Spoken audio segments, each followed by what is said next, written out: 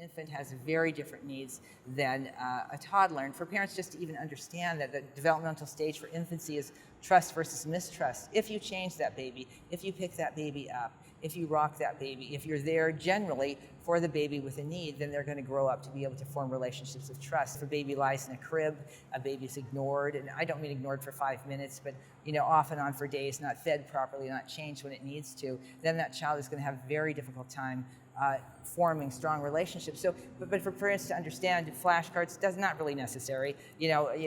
All the extra stimulating activities. A baby is stimulated by its environment. Just being there, being warm and warm presence, a presence that's constant, a presence that can be trusted, is really what they need in that particular stage. So you go from that to the toddlerhood, which has its own challenges because you have children who are developing their own ideas about what they're going to wear, what they're going to do, what they're going to eat, and when they're going to do it, and trying to help their development mesh with what the family needs, not completely giving into the child, but also not, having the child's needs be a priority above everyone else's needs in the family. It's kind of like this.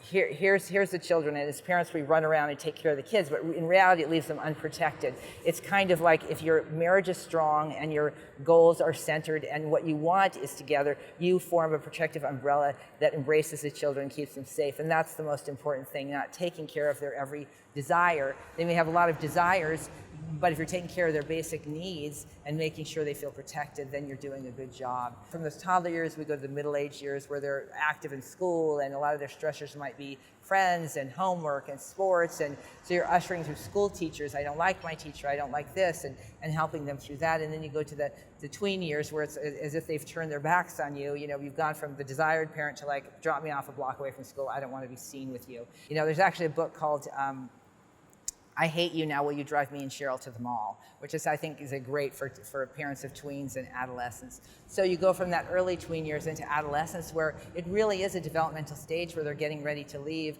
So part of your job as a parent is keeping them safe, but also letting them spread their wings, letting them have experiences that maybe stretch them and scare you a little bit, but get them to a place where they can look towards independence, maybe going off to college, taking on a job, while keeping them fairly safe, making sure they're not developing, any kind of dependency issues in any way, whether it be substance, relational.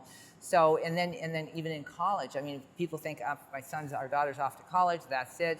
It's kind of only the beginning. I say a new niche for me is those young people who get out of college and have tons of debt and can't get jobs, or they're doing a job that's far beneath them, and their struggle and their anxiety and sometimes their depression about that.